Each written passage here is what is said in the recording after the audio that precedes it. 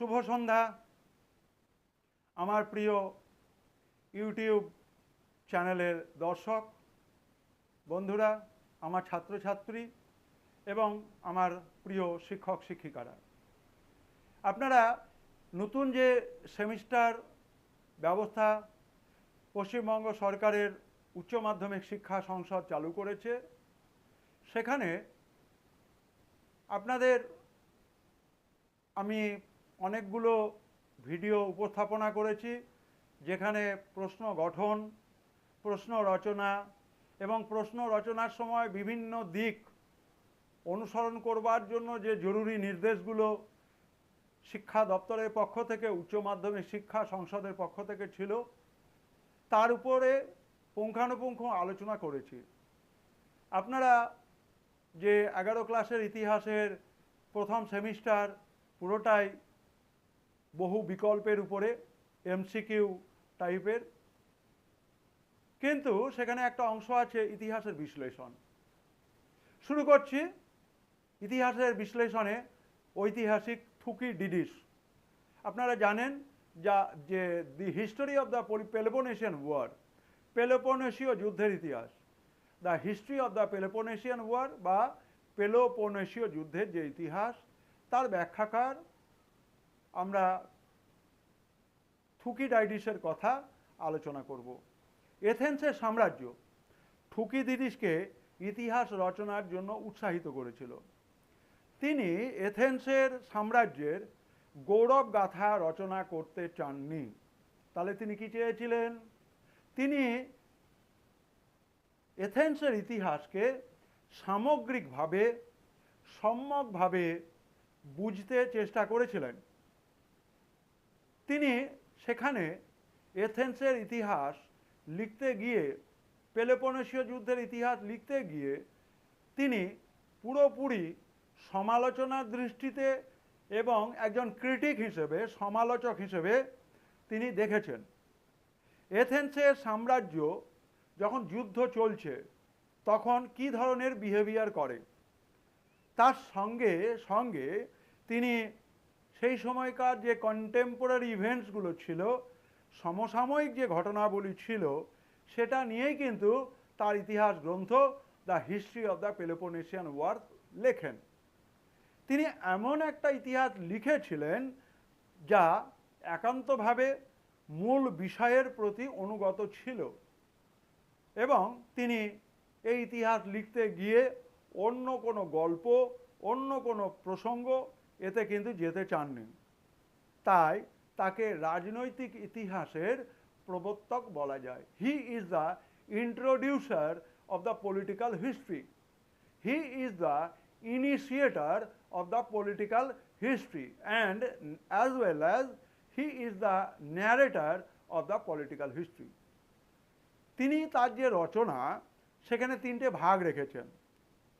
421 খ্রিস্টপূর্বাব্দে নিকিয়াসের সন্ধির পর তিনি প্রথম 10 বছরের ইতিহাস লিখতে চেয়েছিলেন।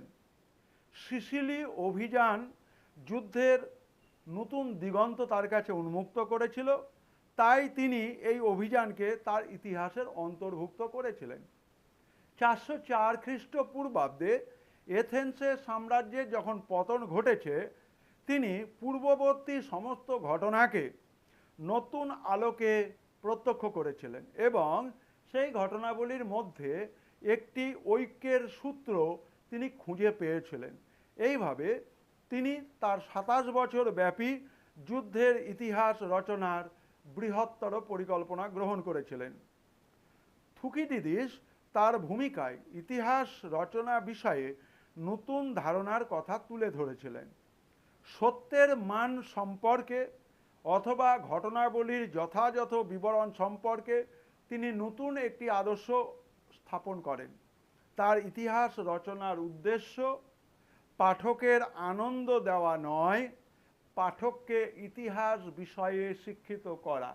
আবার বলছি, থুকিডিডিস যে ইতিহাস লিখেছিলেন সেখানে দর্শক শ্রোতাকে আনন্দ দেওয়ার চেষ্টা করেননি, তিনি চেষ্টা করেছিলেন তাকে ইতিহাসের ঘটনাবলী, ইতিহাস সম্পর্কে শিক্ষিত করতে। এইখানেই হেরোডেটাসের সঙ্গে তার মৌলিক পার্থক্য।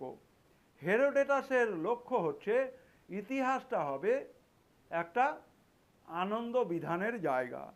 থুকিডিডিস তার দর্শনে ইতিহাসকে স্থায়ী সম্পদ রূপে গণ্য করেছিলেন। সুতরাং তোমরা বুঝতে পারছো দুজন মহান ঐতিহাসিক, একজন হচ্ছে হেরোডোটাস আর একজন হচ্ছেন থুকিডাইডিস বা থুকিডিডিস, তাদের ইতিহাস দর্শন সম্পর্কে কীরকম মতান্তর ছিল, variation of opinion and a contrast in between the Thucydides and Herodotus is hereby described in front of my valuable viewers, those who are interested, those who are semi-interested, those who are trying to grow their interest in the field of history. It is an appeal to narrate history, to give the proper description of history irrespective of different pressurized factors.